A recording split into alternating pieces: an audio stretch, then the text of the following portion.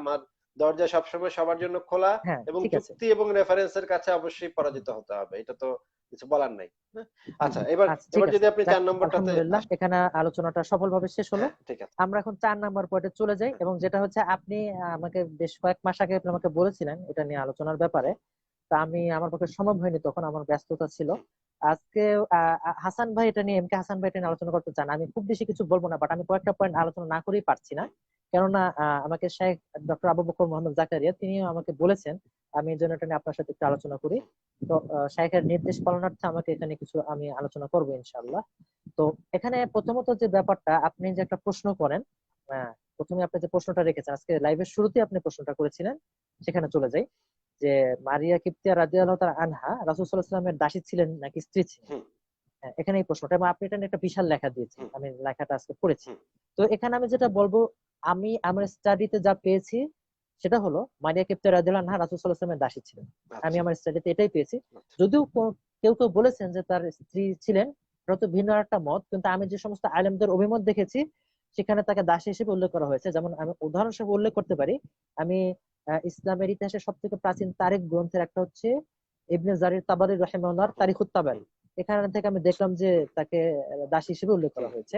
এছাড়া আরেকটা খুবই বিখ্যাত আহ, তারিখ গ্রন্থ হচ্ছে আল বিদায়া ওয়া নিহায়া ইবনে কাসির রাহিমাহুল্লাহ, সেখানেও দেখলাম হুম। পঞ্চম খণ্ডে আমি আমি এইগুলা সেখানে রেফারেন্স দিয়েছি দাসী হিসেবে আমার এই উল্লেখ করা লেখাটার হয়েছে। ভেতরে, এই জিনিস এগুলা দিয়েছে। হ্যাঁ, বলেন। এছাড়া আমি ইবনে সাদ রহিমাহুল্লাহর আত তাবাকাতুল কুবরা, আচ্ছা। এখানে প্রথম খণ্ডে, সম্ভবত প্রথম হুম, খণ্ডে তাকে দাসী হিসেবে উল্লেখ করা হচ্ছে। শুধু তাই না, সব থেকে গুরুত্বপূর্ণ হচ্ছে ইমাম ইবনুল কাইয়িম জাওজিয়া রাহিমাহুল্লাহ জাদুল মাআদের প্রথম খণ্ডে এখানে তাকে দাসী হিসেবে উল্লেখ করেছে।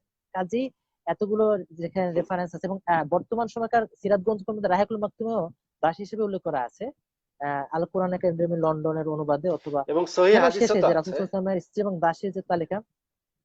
হ্যাঁ, কাজে আমি আমার স্টাডিতে এটাই পেয়েছি যে তিনি দাসী ছিলেন। তবে এখানে ভিন্ন একটা মতের কথা আমি শুনেছি, কেউ কেউ তবে সেটা ভিন্ন মত, বাট আমার কাছে এটি জমহুর এবং এটাই সঠিক বোধ বলে মনে হয়েছে।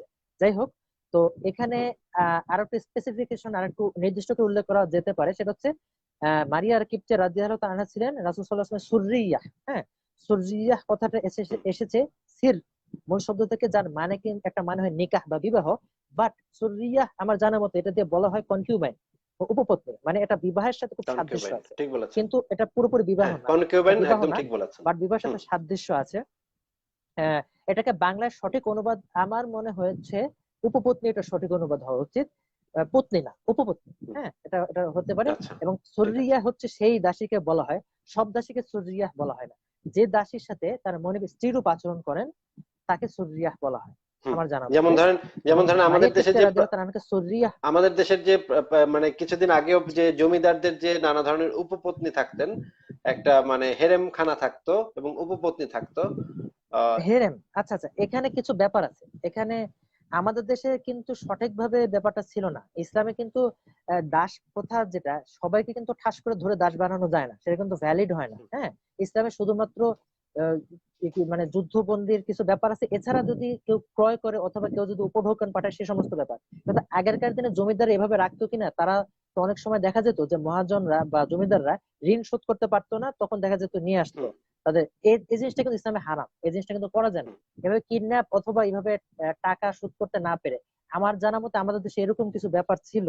এই জিনিসটা কিন্তু ইসলামে অনাচার হিসেবে কিন্তু কিন্তু অন্য চিহ্নিত। একটা এই গোত্র জিনিসগুলো আক্রমণ কিন্তু করে, বৈধ না। যেমন ধরেন ইহুদি একটা গোত্র আক্রমণ করে, তাদের চারপাশে 25 দিন ধরে অবরোধ করে, তাদেরকে আক্রমণ করে, তাদেরকে ঢুকে তাদের সমস্ত পুরুষ সদস্যকে হত্যা করে, তাদের স্ত্রী কন্যাদেরকে মানে গনিমতের মাল হিসেবে ধরে নিয়ে আসা, এবং তাদের কিছু অংশকে যাদের বয়স হয়ে গেছে বা যারা একদমই কাজ টাজ করতে পারে না তাদেরকে বিক্রি করে দেয়া, এবং যারা কাজ করতে পারে তাদেরকে দাস হিসেবে ব্যবহার করা।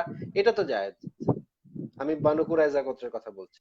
হ্যাঁ, ইসলামের যুদ্ধক্ষেত্রে আল্লাহ তাআলা যুদ্ধবন্দিনীদেরকে দাসী হিসেবে বানানোকে আল্লাহ তাআলা অনুমোদন করেছেন। আচ্ছা, ইসলামে এটা বৈধ, আচ্ছা, এবং দাসী বিক্রয় করাও জায়েজ করা হয়েছে। আচ্ছা। বাট এখানে যেটা যেটা আমি বলতে চাচ্ছিলাম, আবারও সেটা বলি, যে মডিফিকেশন গুলোর কথা মাথায় রাখতে হবে। এবং ইসলামের দাস প্রথা কিন্তু অব্লিগেশন না, অপশন। বাট ইসলামে কিন্তু অনেক সময় দাস মুক্ত করা কিন্তু অনেক সময় অব্লিগেশন হয়ে যায়। অনেক ক্ষেত্রে দেখা যায় কাফফারা হিসেবে দাস মুক্ত করতে হয়, এবং দাস মুক্ত করার অজস্র ফজিলত ইসলামে কোরআন এবং হাদিসে উল্লেখ আছে, এবং রাসূল সাল্লাল্লাহু আলাইহি ওয়াসাল্লাম নিজেও কিন্তু অনেক দাস দাসী তিনি মুক্ত করেছেন, এটার যদিও সাথে কেউ আমি কেউ একমত, ছিলেন এটার সাথে আবার আমি অনেককে একমত, মুক্ত সেটার সাথে করেছেন একটা সংযোজন আমি করতে চাই অনেককে। যে দাস প্রথা, দাসদেরকে যে মুক্ত করা, এটা যে হযরত মুহাম্মদই সর্বপ্রথম বলেছেন বা সর্বপ্রথম করেছেন ব্যাপারটা এরকম না। কারণ হযরত মুহাম্মদের জন্মের সময়ে তার চাচা আহ 3 জন বা 2 জন দাসকে মুক্ত করে হ্যাঁ, দিয়েছিলেন। হ্যাঁ, তার মুক্ত মানে করেছেন। বোঝা যায় হ্যাঁ, যে না আমি সেই বলছি না যে সমাজে, তিনি প্রবর্তন করেছেন। হ্যাঁ, আমি আমি মানে আমার দর্শকদের আমি উদ্দেশ্যে বলছি বলছি, না যে তিনি আপনার উদ্দেশ্যে প্রবর্তন এটা বলছি করেছেন। না। দর্শকদের উদ্দেশ্যে বলছি, আপনার কথা শুনে অনেকে মনে করতে পারে যে এই ইসলাম আসার পূর্বে দাসরা খুবই ভয়ঙ্কর অবস্থায় ছিল এবং ইসলাম এসে মোহাম্মদ এসেই খালি শুধুমাত্র না, মোহাম্মদ এসেই শুধুমাত্র এটার সংস্কার করেছেন। আহ, ব্যাপারটা সেরকম না। এর আগেও মোহাম্মদের জন্মের সময় আমরা বিভিন্ন ধরনের না, রেফারেন্স পাই ইসলাম এখানে থেকে, যে জন্মের এখানে সময় জন্মের হ্যাঁ, সুসংবাদে খুশি হয়ে তার চাচা 3 জন বা 2 জন দাসকে সাথে সাথে মুক্ত করে দিয়েছিলেন, যেটা না, তবে এখানে একটা জিনিস কিন্তু আপনার কথাটা ঠিক আছে, দাস আসলে দাস যদি প্রথা থাকে দাস মুক্তিও তো থাকবে, হুম তাই না? হুম দাস প্রথা থাকলে দাস মুক্ত হুম করাও থাকবে, হুম তাই না? কিন্তু ইসলাম পূর্ব যুগে তো আসলে ভয়ঙ্কর ছিল। এরকম করা হতো, এরকম বিবরণ পাওয়া যায় যে দাসদেরকে টার্গেট প্র্যাকটিস করার জন্য ইউজ করা হতো, আরবরা ইউজ করতো, হুম, দাসদেরকে বেঁধে রেখে তীর মারা প্র্যাকটিস করা হতো, এরকম বিবরণ পাওয়া যায়। আচ্ছা, হ্যাঁ, তো এরকম মানে ইসলামের পূর্ব তো আসলেই ভয়ঙ্কর অবস্থা ছিল, এটা তো অস্বীকার করার কোনো উপায় নেই। এবং ইসলামে দেখেন কোরআন এবং হাদিসে দাসমুক্ত করার অজস্র ফজিলত বর্ণনা করা আছে, এবং ইসলামে যেটা আছে দাসমুক্ত করলে বিপুল ফজিলতের কথা আলোচনা করা আছে, হুম, কিন্তু অন্য কোন সভ্যতায় এই যে ফজিলত তারা দাসমুক্ত করতো না, তারা অবশ্যই করতো, বাট ইসলামের ব্যাপারটাকে যেভাবে ফজিলত উল্লেখ করা হয়েছে এভাবে তো ব্যাপারটা ছিল না, তাই না? আমি এই জিনিসটা বলতে চাচ্ছি, দাস প্রথা থেকে থাকলে দাস মুক্ত করাও থাকবে, খুবই স্বাভাবিক ব্যাপার, এটা প্রবর্তিত করবার মতো কিছুই না। বাট আমি যেটা বলতে চাচ্ছি, অজস্র ফজিলত, এবং কোথাও কিন্তু বলা হয়নি যে হে মুমিনরা তোমরা মেয়েদেরকে দাসী বানাও, হুম, বরঞ্চ এটা বলা আছে যে যুবকরা তোমরা বিবাহ করো, হুম। বিবাহ ভাই, করতে উৎসাহ দেওয়া হয়েছে, ভাই, বাট দাসী বানাতে উৎসাহ দেওয়া হয়নি, বাট এটা একটা অপশন, ভাই, আমাদের এই এটা যে একটা 4 অপশন। ঘন্টা হয়ে যাওয়ার আর অল্প কিছুক্ষণ সময় বাকি আছে, কারণ আমার 4 ঘন্টা হয়ে গেলে লাইভটা শেষ হয়ে যায়। আচ্ছা, এর মাঝখানে আমি যে আচ্ছা, আচ্ছা। জিনিসটা আমাদের মানে আলোচনা করতে হবে সেই জিনিসটাতে আবার একটু ফেরত আসি, যে আজল করতে হলে কি দাসীর অনুমতি নিতে হবে নাকি নিতে হবে না, এই বিষয়টা একটু যদি বলতেন ছোট করে। হ্যাঁ, এটার আমি যতদূর জানি আজল করতে হলে দাসের অনুমতি না জরুরি না, আচ্ছা, আমার জানা মতে। আমি সহিহ বুখারী হাদিসের মানে রেফারেন্স এখন আমি আমার পোস্টে দিয়ে দিয়েছি, সহিহ বুখারীর যে টিকাতে দেয়া আছে সেই জিনিসটা। আমি এটা নিয়ে আজকে একজন আলেমের সাথে আমি আলোচনা করেছি, হুম এটা আমি একজন আজকে আলেমের কাছ থেকে জেনে নিয়েছি, মুফতি মোহাম্মদ আব্দুর রহমান ভাই, হুম তিনি আমার একজন উস্তাদ, হুম তার কাছ থেকে আমি এটা জেনে নিয়েছি, তিনি আমাকে এটা জানিয়েছেন, তবে ফিকহি মতগুলো আমি শুনেছি। তবে এরপরে ভিন্ন যদি ফিকহি কোনো মত থেকে থাকে অন্য কেউ হয়তো জানাতে পারেন, হুম বাট আমার জানা মতে অনুমতি নেওয়া জরুরি না, হুম। হ্যাঁ, আমার জানা আপনার মতে। যে মানে আপনার আচ্ছা, যে আর আমি আরেকটা আপনার যে এম কে হাসান ভাই, উনি খুব সোচ্চার ভাবে দাবি করেছেন যে ইমাম আবু হানিফার রেফারেন্স দিয়ে উনি দাবি করেছেন। আমি কিন্তু আবারও বলছি যে ইমাম আবু হানিফার রেফারেন্স দিয়ে উনি দাবি করেছেন যে দাসদের সাথে আজল করতে হলে নাকি অবশ্যই দাসীদের অনুমতি নিতে হবে। ব্যাপারটা একেবারেই ভুল এবং একেবারেই মিথ্যা। আচ্ছা, ঠিক আছে, এটা আপনি এমনি কে হাসান ভাইয়ের সাথে আপনি এটা নিয়ে লাইভ করবেন, হ্যাঁ হ্যাঁ, উনি এটা নিয়ে আপনার সাথে উনি আলোচনা আচ্ছা। করুন, এটা নিয়ে তো আমার উনি হয়তো এমন হতে পারে ইমাম আবু হানিফা রাহিমাহুল্লাহ হয়তো পরবর্তী সময়ের মত হুম থেকে হুম থাকতে পারে, এরকম হয়তো তিনি সেখান থেকে দেখেছেন, হুম। আমি এ ব্যাপারে উনি বললেই ভালো হবে। আচ্ছা, যাই হোক, তো এরপরে আমি এখানে আরেকটা খুব গুরুত্বপূর্ণ পয়েন্ট এরপরে আলোচনা করতে চাই, তিন নাম্বারটা এবং শেষ করে সেটা নিই, তারপর সেটা আপনি হচ্ছে বলেন। 3 নাম্বারটা শেষ করে নিই, তারপর আপনি বলেন। দাসীদের সাথে যৌন কর্মের জন্য কি জি, দাসীদের অনুমতি নিতে হবে? অনুমতি নেওয়াটা কি এখানে বাধ্যতামূলক? এ ব্যাপারে আমি যেটা জানি, এটা নিয়ে আমি আজকে একজন আলেমের সাথে আলোচনা করেছি, এটা নিয়ে আলোচনা করেছি, এটা আমার জানা মতে যেটা সেটা হচ্ছে অনুমতি নেওয়া জরুরি না, এখানে মনিবের ইচ্ছাটাই প্রাধান্য পাবে। হুম, তবে দাসীকে কোনো রকম কষ্ট দেওয়া যাবে না, তার কোনো রকম ক্ষতি করা যাবে না, হ্যাঁ, দাসীর অনেক সময় প্রবলেম থাকতে শারীরিক পারে, ক্ষতি করা যাবে না। হ্যাঁ, ঠিক তাকে বলেছেন কষ্ট আপনি। দেওয়া যাবে হ্যাঁ, না। আপনি ঠিক, আপনার সাথে আমি হ্যাঁ, একমত। তাকে শারীরিক কষ্ট ক্ষতি দেওয়া দেওয়া যাবে যাবে না। না আহ, বা হ্যাঁ, কষ্ট এবং দেয়া এবং যাবে। দাসীকে কষ্ট দেওয়া, কষ্ট দেয়া যাবে মানে হচ্ছে কি কষ্ট অত্যাচার, দেওয়া যাবে না কষ্ট ফর দেয়া শিওর। যাবে মানে হচ্ছে অত্যাচার করা যাবে না। হ্যাঁ, এই মানে হ্যাঁ, এই ভাবে হ্যাঁ, যদি তবে আপনি বলতে এখানে চান। অনুমতি নেওয়ার ব্যাপারে এরকম কিছু, হ্যাঁ, মানে কিন্তু অনুমতি নেওয়ার ব্যাপারটা হচ্ছে যে অনুমতি নেওয়াটা জরুরি না, এখানে মনিবের ইচ্ছাটা প্রাধান্য পাবে, হুম, আচ্ছা, ঠিক আছে। হ্যাঁ, এবার আপনি যেটা বলতে চাচ্ছিলেন মনিবের বলেন। ইচ্ছাটা এখানে হ্যাঁ, প্রাধান্য পাবে। আপনি আপনার যেই প্রশ্ন এখানে ছিল এখন আমি সেটা খুব উত্তর দিয়েছেন। হ্যাঁ, বলেন। এখন সব খুব গুরুত্বপূর্ণ একটা পয়েন্ট আমি আলোচনা করব, কারণ আপনি প্রায়শই আপনার বিভিন্ন লাইভে এটা আপনি বলেন, অনেক মুমিন ভাই, আমার মুসলিম ভাই, তারা তারা যুক্ত হন এবং তারা অনেক বিব্রত হয়ে যান, কারণ তারা ব্যাপারটা নিয়ে সম্পর্কে খুব ভালো করে জানেন না, এবং আপনি এটা নিয়ে একটা লেখাও লিখেছেন। দাসী মারিয়া, এই সম্ভবত এরকম টাইটেল। হুম, আপনি একটা ঘটনা বলতে চান যে সূরা তাহরিমের 1 নম্বর আয়াতের তাফসীর আপনি উল্লেখ করেন। হুম, হ্যাঁ, যে একটা ঘটনা রাসূল সাল্লাল্লাহু আলাইহি ওয়াসাল্লাম এবং মারিয়া কিবতিয়া রাদিয়াল্লাহু আনহার মধ্যে একটা ঘটনা, আপনি রসিয়ে রসিয়ে ঘটনাটা বলেন হুম, এবং অনেক স্ল্যাং ওয়ার্ড অনেক সময় ইউজ করেন এটা বলার সময়। হুম, যে রাসূল সাল্লাল্লাহু আলাইহি ওয়াসাল্লাম নাকি এরকম বিছানায় নিয়ে এরকম কিছু আপনি কথা বলেন। যাই হোক, এটা নিয়ে আমি আলোচনা করতে চাই। হুম, হ্যাঁ, হুম, তো প্রথমে এই আলোচনায় এসে ঘটনাটা সহিহ কিনা বা সত্য কিনা এটার জবাবে যেটা বলবো, সুনানে নাসাইতে মানে সূরা তাহরিমের 1 নম্বর আয়াতের তাফসিরে 2টি ঘটনা বর্ণিত আছে টোটাল। একটা হচ্ছে সহিহ বুখারীর ঘটনা, সেটা মধু পান করার ঘটনা, সেটা প্রাসঙ্গিক নয় বিধায় আমি পুরো ঘটনাটা বললাম না। হুম, আর একটা ঘটনা হচ্ছে সেটা সুনানে নাসাইতে এবং আরো বিভিন্ন জায়গায় বর্ণনাটা আছে, শুধু সুনানে নাসাইতে না, আরো কয়েক জায়গায় আছে। হুম, তো মধুপানের ঘটনা নিঃসন্দেহে সহিহ, সহিহ বুখারী বর্ণনা। এখন সুনানে নাসাইর বর্ণনাটা সহিহ কিনা, কারো কারো মতে বর্ণনাটা দুর্বল, আবার কারো কারো মতে সহিহ। তো এখন এটা আসলে ঘটনাটা সত্য কিনা এ ব্যাপারে মুহাদ্দিসরা আলোচনা করেছেন। ইমাম ইবনে হাজার আল আসকালানী রাহিমাহুল্লাহ, তিনি সর্বকালের সর্বশ্রেষ্ঠ মুহাদ্দিসদের একজন, তিনি এ ব্যাপারে বলেছেন যেহেতু এই ঘটনাটা বর্ণনা করে বেশ অনেকগুলো রেওয়ায়েত আছে, এই রেওয়ায়েতগুলো পরস্পরকে শক্তিশালী করে, হুম, কাজেই ঘটনাটা সত্য।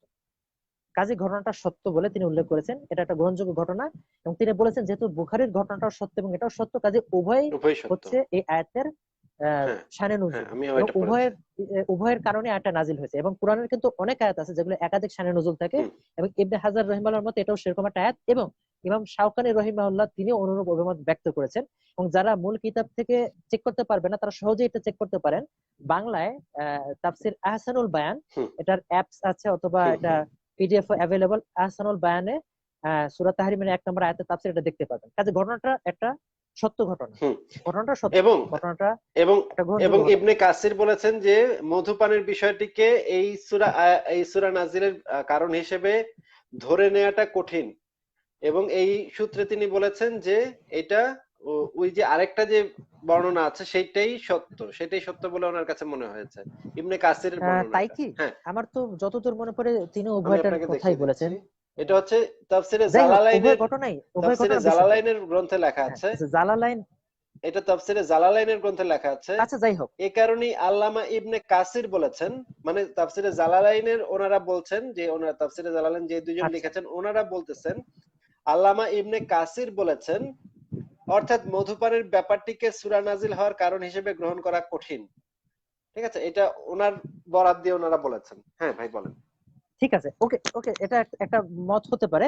বাট ইবনে হাজার সহ অনেকেই বলেছেন, যেমন ইমাম শাওকানী, ইবনে হাজার, তারা বলছেন উভয় ঘটনাই প্রমাণিত। তো যাই হোক, তো আমাদের আলোচ্য ঘটনাটা নিয়ে আমরা আলোচনা করছি। তো সেই ঘটনাটা হ্যাঁ সত্য ঘটনা। বলেন। হ্যাঁ, তো এখন এই ঘটনাটা নিয়ে আমি হুম, কিছু বলতে চাই। হ্যাঁ, আপনি ঘটনাটা যখন হুম, উল্লেখ করেন, আপনি এভাবে উল্লেখ করেন যে রাসূল সাল্লাল্লাহু আলাইহি ওয়াসাল্লাম নাকি তার একজন স্ত্রী বাসায় ছিলেন না, এবং তিনি তখন তার দাসীকে এরকম তাকে নিয়ে কিছু আপনি স্ল্যাং ওয়ার্ড দিয়ে কথাটা বলেন। তো এবং হুম। তিনি নাকি হ্যাঁ, ধরে ফেলেছেন বিছানায় রাসূল সাল্লাল্লাহু উঠিয়েছিলেন, আলাইহি ওয়াসাল্লামকে, বিছানায় এবং তারপর তুলেছিলেন। নিন্দা হ্যাঁ, করেছেন। উনি এরকম আপনি বিছানায় তোলার কথা বলেন, যাই হোক। তা আপনি ঘটনা বলেন, হুম, ঠিক আছে? তো আসল ঘটনাটাকে আমি সংক্ষেপে বলি। ঘটনাটা এরকম হচ্ছে যে রাসূল সাল্লাল্লাহু আলাইহি সাল্লাম একবার তার স্ত্রী হাফসা রাদিয়াল্লাহু তাআলা আনহা তিনি বাড়িতে ছিলেন না। তখন তার একজন দাসী ছিলেন মারিয়া কিবতিয়া রাদিয়াল্লাহু আনহা। হুম, তিনি প্রয়োজন অনুভব করেন এবং তিনি তার সাথে তিনি সহবাস করেন। হ্যাঁ, তো তখন এরপরে যখন তার স্ত্রী হাফসা রাদিয়াল্লাহু আনহা তিনি যখন বাড়ি আসেন, তিনি অসন্তুষ্ট হন, সেটা উল্লেখ আছে। হুম। দেখে অসন্তুষ্ট হন, ফেলেন। এটা উল্লেখ আছে। তিনি তো অসতর্ক অবস্থায় ঘটনাটা দেখে মূল ফেলেন। ঘটনাটা এরকম না, দেখে ফেলান ব্যাপারটা এরকম না, তিনি অসন্তুষ্ট হয়েছেন, এর উল্লেখ আছে। মানে তো উনার এখন মানে মূল হাফসার তো ঘটনা এরকম বর্ণনায় বলা আছে, এখানে একটা। হাফসা বলছেন যে আমার বিছানায় দাসীকে হ্যাঁ, কৃতদাসীকে হ্যাঁ, নিয়ে। আমি আমি আসছি। হ্যাঁ, হ্যাঁ, কিন্তু এর মানে তো এই না যে তিনি একদম, মানে আমি আমি আসছি, আমি ওই বিবরণটা নিয়ে আমি আসছি, আমি ওই বিবরণটা নিয়ে আমি দেখে দেখে আমি পড়বো, বিবরণটা আমি পড়বো, সমস্যা নাই, আমি বিবরণটা পড়বো। তো মূল ঘটনাটা এই। তো এখন এই ঘটনাটা আপনি যখন বলেন তখন একটা কেন এরকম করে, এখানে আমি মনে করি ভাই। যে এখানে একটা হ্যাঁ বলেন। আপনার বাচনভঙ্গি একটা প্রভাব ফেলে। হুম, বলেন। হ্যাঁ, এবং কেন প্রভাব ফেলে আমি সেটার উদাহরণ দিয়ে বোঝাই, তাহলে সবাই ব্যাপারটা বুঝতে পারবে। হ্যাঁ, আমি উদাহরণ হিসাবে 21 শতকে একটা বাংলাদেশের একটা পরিবারের কথা আমি ধরে নিই। হ্যাঁ, সেই পরিবারে একজন গৃহকর্তা থাকেন, তার স্ত্রী থাকেন এবং একজন কাজের বুয়া থাকে। হ্যাঁ, বা গৃহ পরিচারিকা থাকেন। তো এখন ধরা যাক একদিন গৃহকর্ত্রী বাসায় নেই। হ্যাঁ, তখন সেই গৃহকর্তা সেই কাজের বুয়ার সাথে তিনি তিনি সহবাসে তিনি লিপ্ত হলেন, হুম, অনৈতিক একটা কাজে লিপ্ত হলেন। ঠিক আছে? এখন গৃহকর্ত্রী তিনি বাড়ি এসে ব্যাপারটা জেনে ফেললেন, হুম জেনে ফেলে তিনি কি করবেন, তিনি অবশ্যই অসন্তুষ্ট হবেন এবং তিনি সেটা নিয়ে অবশ্যই তিনি ক্রুদ্ধ হয়ে অনেক কিছু করবেন, তাই হুম না? হুম তিনি কেন অসন্তুষ্ট হবেন?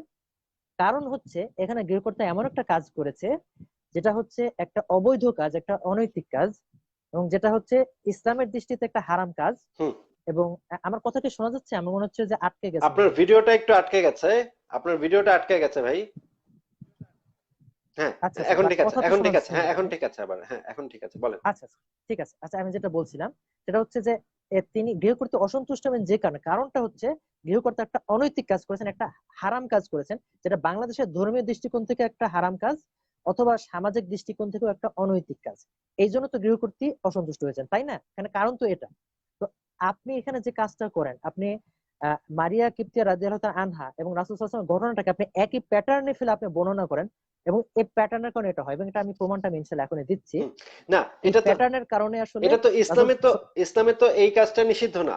ইসলামে তো এই কাজটা একদম হালাল, যে আপনি আপনার দাসীর সাথে, এবং আমি আমি আপনি আপনার দাসীর হ্যাঁ, সাথে আমি আরো আপনার আসছি, স্ত্রী আমি আরো থাকা আসি। অবস্থায় আপনি আপনার দাসীর সাথে বিছানায় উঠবেন হ্যাঁ এবং যেটা হ্যাঁ হ্যাঁ, করার সেটা যাক, করবেন। আপনি আপনি মেনে নিলেন, আপনি আপনি এর জন্য আপনাকে ধন্যবাদ। আমি না, যেহেতু আমি মেনে প্রথমত, আমি নিইনি, এটা আমি আমার মেনে প্রথম নিইনি, পয়েন্ট, দ্বিতীয় পয়েন্ট হচ্ছে, আমি মেনে নিইনি। আমি যেটা বলতে চাচ্ছি সেটা হচ্ছে যে ইসলামে তো সেটা এখন পর্যন্ত জায়েজ যে আপনি আপনার ক্রীতদাসের সাথে হ্যাঁ যৌনকর্ম এখনো জায়েজ। করবেন, এবং এটা হ্যাঁ কোরআন এবং হাদিস দ্বারা একদম শতভাগ সার্টিফাইড যে আপনি মানে আপনার দাসীর সাথে যৌন কর্ম করতে পারেন, এবং আপনার স্ত্রী থাকা অবস্থায় আপনি তার সাথে যৌনকর্ম করতে পারেন। এবং আমি যদি এই সময়ের পরিপ্রেক্ষিতে যদি আমার দর্শকদেরকে বলি যে এই সময়েও একজন মুমিন মুসলমান তার দাসীর সাথে, যদি তার দাসী থেকে থাকে খরিদকৃত সূত্রে বা যুদ্ধবন্দিনী হিসেবে বা ধরেন উপহার প্রাপ্ত হিসেবে, যদি তার সে একটা দাসী প্রাপ্ত হয়ে থাকে, সেই দাসীর সাথে সে একই কাজ, যেই কাজটা মোহাম্মদ করেছিল, স্ত্রীকে পাঠিয়ে দিয়ে স্ত্রী বাইরে হ্যাঁ থাকা অবস্থায়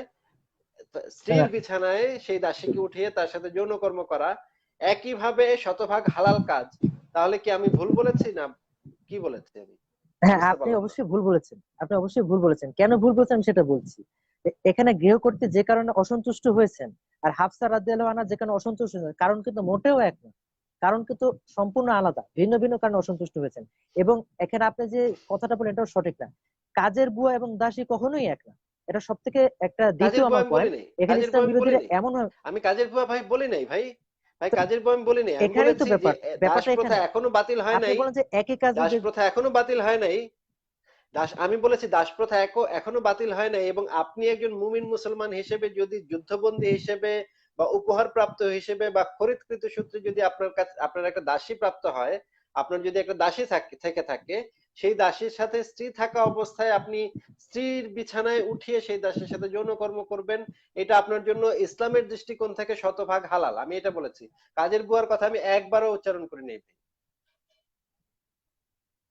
না আপনি এইমাত্র যেটা বললেন যে একই রকম একটা কাজ যদি করে, আপনি আমি এই জিনিসটার দিকে ইন্ডিকেট করছিলাম। মানে আমি আপনার সাথে এখন পর্যন্ত আচ্ছা, আমি আলোচনায় যেটা, কাজের বুয়াটা আমি একবারও বলি নাই, আমি শুধুমাত্র দাসীর কথা বলেছি যে আপনি আপনি একজন, আপনি বলেননি। আপনি যদি একজন মুমিন মুসলমান হয়ে থাকেন, আপনি যদি যে কোনো সূত্র থেকে দাসী যেভাবে যেভাবে পায় মানুষ, সেইভাবে যদি আপনি একজন দাসী পান এবং স্ত্রী থাকা অবস্থায় স্ত্রীর বিছানায় যদি আপনি দাসীকে তুলে দাসীর সাথে করার সময় যদি আপনার স্ত্রী সেটা মানে দেখতে পায় এবং অসন্তুষ্ট হয়, সেই জিনিসটা নিয়ে তারপরে আপনি এখানে এই রেওয়ায়তে আবার বলা আছে সেই সময় আবার হাফসাকে হযরত মুহাম্মদ লোভ দেখাচ্ছিলেন যে আহ, আমি মারা না, যাওয়ার পরে, আমি আমি বিবরণটা পুরো পড়বো।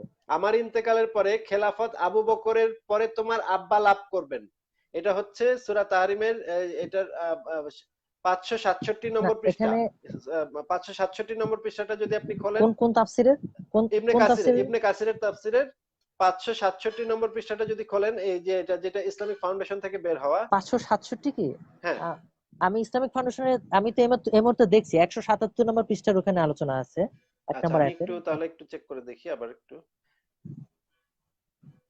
হ্যাঁ, এটা তো ইবনে কাসিরের তাফসিরই তো। আচ্ছা একটু দাঁড়ান। ইসলামিক ফাউন্ডেশনের, হ্যাঁ আমি তো ইসলামিক ফাউন্ডেশনেরটাই দেখছি।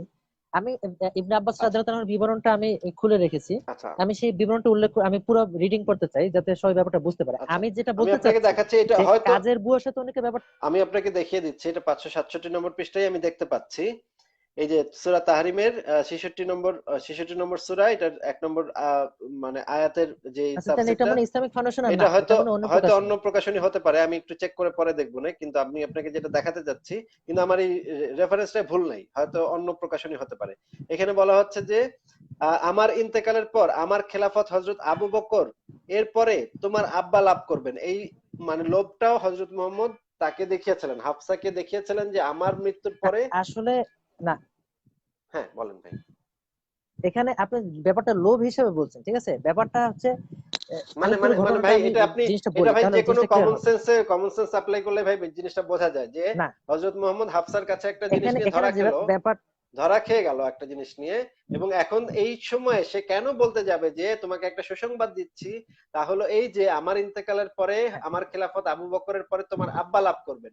এই কথাটা তো ভাই এই অবস্থায় বলাটার একটাই মাত্র কারণ থাকতে পারে, সেই কেন কারণটা হচ্ছে। বলেছেন আমি আমি সেই পয়েন্টে আসছি। হ্যাঁ, আমি সেই হ্যাঁ পয়েন্টে বলেন। ইনশাআল্লাহ হ্যাঁ আসছি। বলেন ভাই। আমার প্রথম যে পয়েন্টটা ছিল যে এই ঘটনাটা আপনি যে প্যাটার্নে ফেলে বর্ণনা করে যে ধরে ফেলেছে বা এরকম, আসলে ধরে ফেলার ব্যাপার তো না, কারণ মোহাম্মদ সাল্লাল্লাহু আলাইহি ওয়াসাল্লাম এখানে তো কোনো হারাম কোনো কাজ করেনি। এবং হাফসা রাদিয়াল্লাহু আনহা, তিনি একজন মুসলিম ছিলেন। তিনি অবশ্যই রাসূল সাল্লাল্লাহু আলাইহি ওয়াসাল্লামকে যে তিনি অবশ্যই তিনি জানেন যে দাসীর সাথে সঙ্গম করা এটা জায়েজ, হ্যাঁ। এবং তিনি কখনোই এজন্য রাসূল সাল্লাল্লাহু আলাইহি ওয়াসাল্লামকে অবশ্যই অভিযুক্ত করেন তিনি হারাম কোনো কাজ করেছেন। বাট তিনি আপসেট হয়েছেন, তিনি অসন্তুষ্ট হয়েছেন। কেন অসন্তুষ্ট হয়েছেন সেটা কিন্তু বর্ণনার ভিতরে আছে। আমি এখানে সেই জিনিসটা, আমার এখানে প্রথম পয়েন্ট এটা, পরবর্তীতে আমি ওই ঘটনাগুলোর ব্যাপারে আসছি যে তিনি তিনি হাফসা রাদিয়াল্লাহু আনহাকে সন্তুষ্ট করতে যা যা বলেছেন সেটা আমি আসছি পরে। আমার প্রথম পয়েন্ট হচ্ছে যে আমি প্রথম ঘটনায় যেটা বললাম যে কাজের বুয়ার ব্যাপারটা এখানে কিন্তু সিমিলার না, ঠিক আছে? এখানে ধরে ফেলার ব্যাপারটা না। এখানে রাসূল সাল্লাল্লাহু আলাইহি ওয়াসাল্লাম যা করেছেন ইসলামের দৃষ্টিতে সম্পূর্ণ নৈতিক কাজ এবং সম্পূর্ণ হালাল কাজ। আমি এখানে এটাই বলতে চাচ্ছি, হাফসা রাদিয়াল্লাহু আনহার এমন কিছু মানে রাসূল সাল্লাল্লাহু আলাইহি ওয়াসাল্লামকে ধরে ফেলেছেন ব্যাপারটা এরকম না। তিনি হ্যাঁ অসন্তুষ্ট হয়েছেন, এটা সত্য। বাট আপনি যেভাবে বলেন যে বিছানায় এভাবে ধরে ফেলছে বা ব্যাপারটা এরকম না। এবং ব্যাপারটা আপনি এমন প্যাটার্নে বলেন সবার কাছে কিন্তু এরকম ভাবে মনে হয়।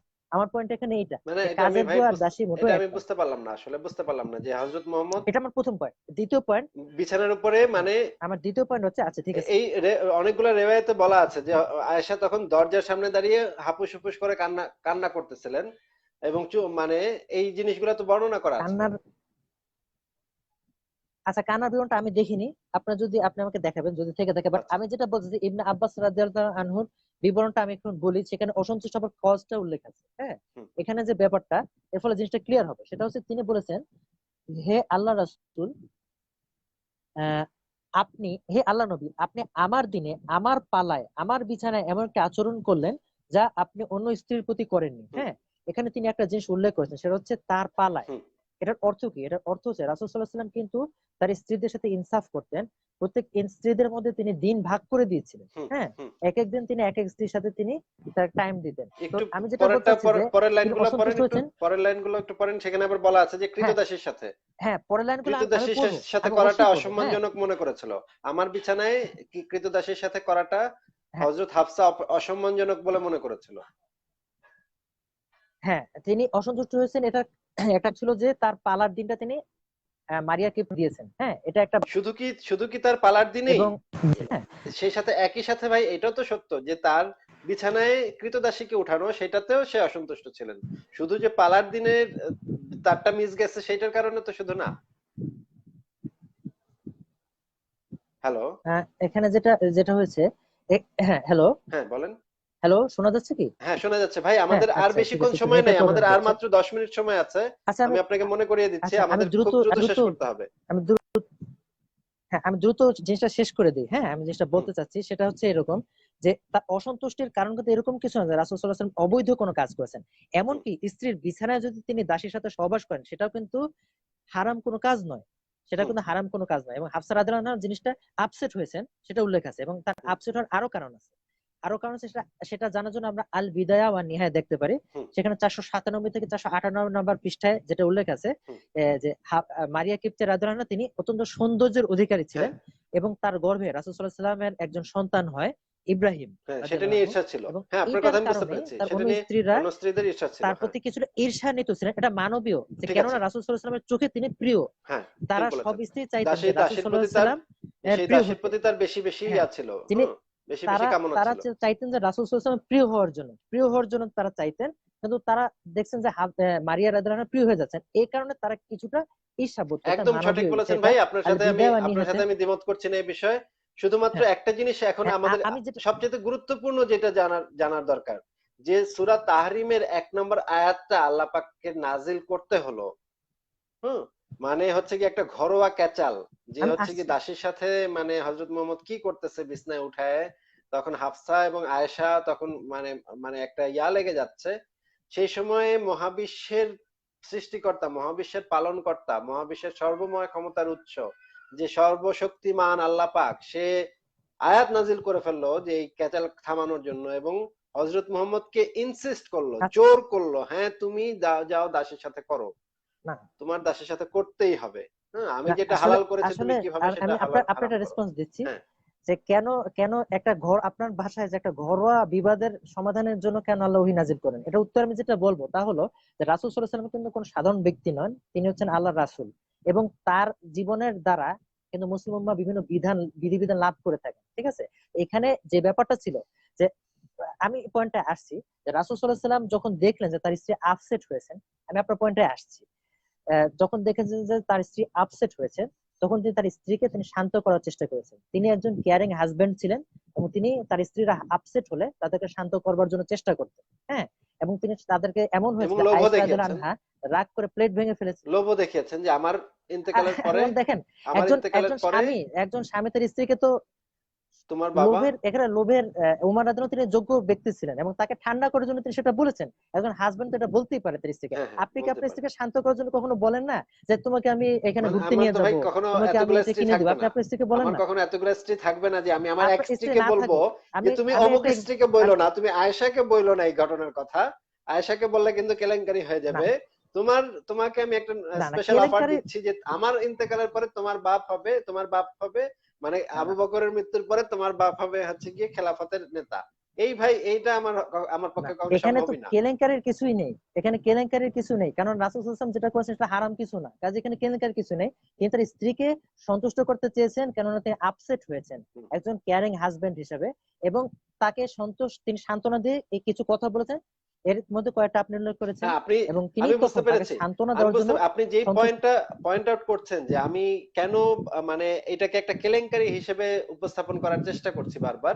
না ভাই, এটা আপনি এটা আপনাদের কাছে কেলেঙ্কারি, আমাদের কাছে এটা আপনার কেলেঙ্কারি পয়েন্টটা না। সঠিক আছে। আপনার পয়েন্টটা সঠিক আছে যে ইসলামের দৃষ্টিতে কিন্তু এটা কোনো কেলেঙ্কারিময় বিষয় না। যে দাসীর সাথে করতেছে এটা কোনো। আমাদের কাছে আপনারা যেগুলো বৈধ মনে করেন, হ্যাঁ, যেমন সমকাম, উভকাম, ইনসেস্ট, এইগুলো কিন্তু আমাদের কাছে কেলেঙ্কারি। হুম, হ্যাঁ, হ্যাঁ, এখানে আপনাদের সেটাই। আমাদের স্ট্যান্ডার্ড ভিন্ন, না, না, আমরা আমাদের আমরা এবং আমরা আপনাদের স্ট্যান্ডার্ড এটাকে এক নয়। এটাকে মনে করি। আমরা মনে করি যারা এরকম, যারা সমকামী, যে ব্যক্তি সমকামী, তার সমকামী হওয়ার অধিকার আছে, এবং আরেকজনের অধিকার নাই তার ব্যক্তিগত বিষয় নাক গলানোর, যতক্ষণ পর্যন্ত না সে আরেকজনের অধিকার হরণ করছে। আমরা শুধু এইটুক বলি ভাই। হ্যাঁ, যে দুজন প্রাপ্তবয়স্ক মানুষ যদি নিজেদের আর ইচ্ছা মতো স্বেচ্ছায় জীবনযাপন করতে চায়, তাদের তো তৃতীয় পক্ষের কারোর কিছু বলার নাই। এইখানে আমরা যেটা বলতে যাচ্ছি যে হুম, আপনাদের এই জিনিসটা হচ্ছে গিয়ে আলটিমেট মোরালিটির স্ট্যান্ডার্ড আপনাদের জন্য, আপনার নবীর জীবনী, এবং এই হুম, ঘটনাটাতে দেখা যাচ্ছে যে হযরত মুহাম্মদ, আপনার কাছে এটা কেলেঙ্কারি না, কিন্তু ভাই মানে সত্য কথা হচ্ছে যে কোন মুসলিমের কাছে কেলেঙ্কারি না। বাংলাদেশের কনটেক্সটে আপনি যদি এই ঘটনাটা যদি আপনি বর্ণনা করেন যে কোনো মুসলমানকে, সে একটা শক খাবে, সে একটা ধাক্কা খাবে বড় ধরনের, যে এটা কি শুনলাম আমি, হায় হায়। হ্যাঁ, যে হযরত মুহাম্মদ। এই কারণে আমাদেরকে পুরো ঘটনাটা জানাতে হবে, হ্যাঁ, আমাদেরকে পুরো ঘটনাটা বর্ণনা করতে হবে, আমাদেরকে আপনাদেরই এমন উচিত, প্যাটার্নে বলা যাবে না। যে এই পুরা ঘটনাটা বারবার বারবার আপনাদের যে মুমিন ভাইরা আছে বা মুসল্লি ভাইরা আছে হ্যাঁ, তাদেরকে বর্ণনা করা। আমি তো অবশ্যই বর্ণনা করার পক্ষে, এবং অবশ্যই আমিও বর্ণনা করবো, বর্ণনা আমরা করার তাফসীর অবশ্যই পক্ষে। বর্ণনা করবো। এবং আমি যে জিনিসটা দেখি যে বাংলাদেশের আমি মনে করি 99% মানুষ জানেই না যে মারিয়া কিপ্তিয়া কে ছিলেন, বা মারিয়া কিপ্তিয়ার কিন্তু সাথে। আপনি তো বর্ণনা করেন, আপনি তো নিছক বর্ণনা করেন, আপনি অনেক স্ল্যাং ওয়ার্ডের সাথে জিনিসটা বলেন, এবং আপনি ধরে ফেলছে, ধরা খাইছে, আপনি এই ধরনের ওয়ার্ড বলেন, এবং আপনি আমার কাছে আসলে তো ভাই ব্যাপারটা তো সেটাই, এরকম কিছু না। আমার কাছে তো এখানে ভাই, তার আমি স্ত্রী, তো আপনার মতো বিশ্বাসী না ভাই। আমার কাছে পুরো ব্যাপারটা একটা ঘিনঘিনা জঘন্য বিষয়। আপনি বিশ্বাসী না হলে হাফসা রাদিয়াল্লাহু আনহা বিশ্বাসী ছিলেন। ভাই আমার এখানে কাছে, ঘটনাটার আমি বর্ণনা ক্যারেক্টার করতেছি হচ্ছেন হাফসা ভাই রাদিয়াল্লাহু রে, আনহা। এটা তো বর্ণনা আমি করতেছি যে আমি এইটা পরে আমি বর্ণনা যখন করব একজন আরেকজনকে, তখন তো আমার কাছে তো পুরো ঘটনা একটা বিদঘুটে জঘন্য ঘিনঘিনে ঘটনা। আপ- আপনার কাছে তো এটা লিগ্যাল, কারণ আপনার না, আল্লাহ আপনি বলেছেন দেখেন, এবং আপনার নবী করেছেন, এই আপনি কারণে আপনার কাছে এটা হালাল কাজ। কিন্তু আমার কাছে তো এটা হালাল কাজ না যে এতগুলা বউ থাকার পরে আমি আবার দাসীর সাথে মানে এগুলা করব, বিছনায় তুলে এই সমস্ত করব। এটা তো আমার কাছে হালাল না ভাই, বা আমার কাছে তো না এখন এখন জিনিসটা আপনি দেখেন আপনি জিনিসটা যেরকম বৈধ ভাই, বৈধ আপনি জিনিস যেরকম এবং রাসূল সাল্লাল্লাহু সমকামকে, আলাইহি ওয়াসাল্লাম। আপনি যেরকম সমকামকে ঘৃণার চোখে দেখবেন, বা আপনি অন্য আরেকজনকে সমকামীদের সম্পর্কে সাবধান করবেন, আমিও তো ভাই একই পদ্ধতিতে নবী মোহাম্মদ যে সমস্ত আকাম, আমার দৃষ্টিতে যেটা আকাম আকাম করেছেন। ভাই আমার সময় শেষ হয়ে যাচ্ছে, আর মাত্র 5 মিনিট আছে। আমাকে একটা সিগন্যাল দিল যে আর মাত্র 5 মিনিট আছে, 5 মিনিটের মধ্যে আমরা 3 মিনিটের মধ্যে 5 শেষ মিনিট করে আছে। দিই। বলেন ভাই। হ্যাঁ ভাই, আমি আপনাকে যেটা বোঝাতে চাচ্ছি হ্যাঁ যে এটা আমি যেটা আমাদের দৃষ্টিতে তো, আমাদের দৃষ্টিতে এটা একটা খিনখিনা বিষয়, তাহলে তো আমরা খিনখিনা ভাবে এটাকে উপস্থাপন করব, তাই না? হুম। না দেখেন আপনি এখানে হাফসা রাদিয়াল্লাহু আনহার উপর কিছু জিনিস আরোপ করছেন যে তিনি ধরে ফেলেছেন, আসলে তিনি তো, আপনি যে কারণে তার আপসেট হওয়াটাকে বর্ণনা করেন, আসলে কারণ তো সেটা না। এখানে কারণ ছিল তিনি প্রথমত মারিয়া কিপ্তা রাদিয়াল্লাহু আনহা রাসূল সাল্লাল্লাহু আলাইহি ওয়াসাল্লামের অধিক প্রিয় হয়ে যাচ্ছিলেন বলে তার প্রতি কিছুটা তার ঈর্ষা বোধ করতেন, এটা একটা পয়েন্ট। এবং আরেকটা পয়েন্ট হচ্ছে যে তার পালার দিনটা রাসূল সাল্লাল্লাহু আলাইহি ওয়াসাল্লাম মারিয়া রাদিয়াল্লাহু আনহাকে দিয়ে দিয়েছেন, এটা একটা পয়েন্ট। এই কারণে তিনি এই পয়েন্টটা তুলেছেন। এবং একটা পয়েন্ট, এবং একটা রাসূল সাল্লাল্লাহু পয়েন্ট আলাইহি ওয়াসাল্লাম কিন্তু তখন আপনি, তাকে সান্ত্বনা দেওয়ার জন্য। একটা পয়েন্ট কিন্তু আপনি হয়তো ভুলে যাচ্ছেন, আমি আপনাকে মনে করিয়ে দিই যে সেই সময়ে হযরত মারিয়ার কোনো নির্দিষ্ট কোনো বাসস্থান ছিল না। হ্যাঁ কিন্তু রাসূল সাল্লাল্লাহু আলাইহি ওয়াসাল্লাম তাকে বাসস্থান বানিয়ে দিয়েছেন বলে উল্লেখ আছে পরবর্তীতে পরবর্তীতে। বানিয়ে দিয়েছেন, সেই সময় কিন্তু তখন ছিল বাসস্থান কিন্তু। ছিল না, সেই সময় এইভাবেই হযরত মুহাম্মদের সাথে তার সহবত করতে হইতো। হ্যাঁ এই হ্যাঁ। যে বিভিন্ন তো জনের এটা ঘরে আসলে নিয়েই। আপনি যেভাবে বলেন যে ধরে ফেলার ব্যাপারটা এরকম কিন্তু কিছু না। রাসূল সাল্লাল্লাহু আলাইহি ওয়াসাল্লাম সম্পূর্ণ লিগ্যাল কাজ করেছেন। এবং এবং একজন স্ত্রীর পালার দিন যদি তিনি দিয়েও দেন দাসীকে, সেটাও কিন্তু ইলিগাল কিছু না, আচ্ছা কারণ তিনি আরেকদিন তো পুষিয়ে দিতে পারেন, সেখানে তিনি ইনসাফ রক্ষা করতে পারেন। আচ্ছা এখন তার স্ত্রী যেহেতু আপসেট হয়েছেন, তিনি স্ত্রীকে সান্ত্বনা দেওয়ার জন্য বলেছেন, আচ্ছা তিনি একটা হালাল জিনিসকে তিনি হারাম করেছেন। আচ্ছা কিন্তু রাসূল সাল্লাল্লাহু আলাইহি ওয়াসাল্লামেরও এই অথরিটি নেই যে তিনি হালালকে হারাম করবেন। কাজে আল্লাহ তাআলা তাকে শুধরে দিয়েছেন, শুধরে দিয়ে আয়াত নাজিল করেছেন। তো আপনি বলবেন যে কেন, আসলে রাসূল সাল্লাল্লাহু আলাইহি ওয়াসাল্লাম তো আল্লাহর নবী এবং জগতে আল্লাহ তাআলার বার্তাবাহক, কাজেই তার পারিবারিক ইস্যু কিন্তু উম্মার জন্য দলিল। হ্যাঁ মানে শুধুমাত্র এই ব্যাপার না, আরো অনেক ব্যাপারে দলিল। শুধু এটাই তো একজন নবীর বৈশিষ্ট্য এবং পরিপূর্ণ জীবন বিধানের বৈশিষ্ট্য, যে কিভাবে বাথরুমে যেতে হবে, কিভাবে দেশ চালাতে হবে, কিভাবে কিভাবে চলাফেরা করতে হবে, সমস্ত জায়গায় কিভাবে ড্রেস আপ করতে হবে, সব জায়গায় বিধান চলে এসেছে। হুম, আপনাদের কাছে এটা হাস্যকর মনে হতে পারে, বাট আমাদের কাছে এটা পরিপূর্ণ জীবন বিধানের বৈশিষ্ট্য, যে সমস্ত অ্যাফেয়ার এখানে আলোচনা করা হুম। হয়েছে। আর কাজেই ভাই, আপনি এই ব্যাপারটা একভাবে দেখছেন, আর বাট ভাই এক একজন। মিনিট মাত্র বাকি আছে, আমি তাহলে সমাপনী বক্তব্য শেষ করি। মানে সমাপনী বক্তব্যের শুরুতেই আপনাকে অনেক ধন্যবাদ জানাই। আপনি অত্যন্ত চমৎকার কথা বলেছেন, এবং আমি আমার দর্শকদের সবসময় বলি যে আপনি হচ্ছেন গিয়ে বাংলাদেশে যে মুসলিম ডিবেটররা বা মুসলিম লেখকরা আছেন তাদের ভিতরে সবচেয়ে মানে ভদ্র এবং সবচেয়ে যুক্তিবাদী মানুষ, যিনি বিশ্বাসে, আপনার বিশ্বাসকে আপনি প্রকাশ করেন, সেটা নিয়ে আমার কিছু বলার নাই। আপনার যুক্তির সাথে অনেক কিছুর সাথে আমি একমত না, কিন্তু ব্যক্তিগতভাবে আপনাকে আমি অত্যন্ত পছন্দ করি, এটা ভাই আমি বললাম। এখন আপনি আপনার সমাপনী বক্তব্যটা দেন, আমাদের আর 1 মিনিট সময় আছে ভাই, বলেন। হ্যাঁ আমি সম্পূর্ণ বক্তব্য হিসেবে যেটা বলবো তা হলো যে ইসলামের সমালোচকরা যে রাসূল সাল্লাল্লাহু আলাইহি ওয়াসাল্লামের নামে বিভিন্ন জিনিস অনেক সময় বিভিন্ন ছাঁচে ফেলে বর্ণনা করে, এবং অনেক সময় ইতিহাসগুলো অসম্পূর্ণ হয়।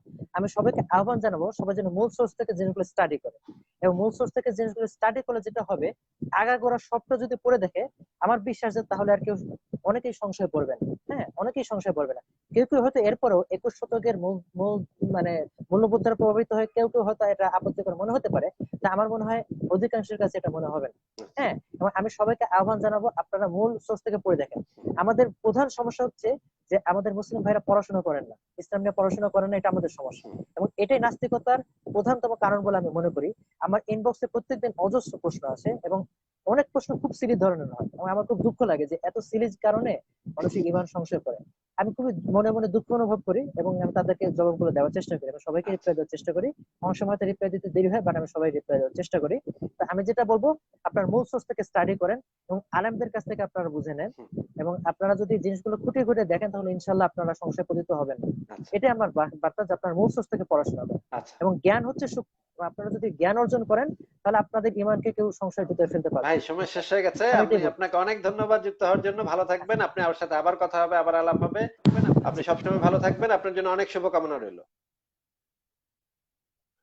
আচ্ছা, ওনার বোধহয় লাইনটা কেটে গেছে, আমার ভিডিওটা এখনই অফ হয়ে যাবে। আমি সবাইকে ধন্যবাদ জানাচ্ছি, ভালো থাকবেন আপনারা, সবার জন্য শুভকামনা রইল। বিদায় আজকের মতো, শুভরাত্রি।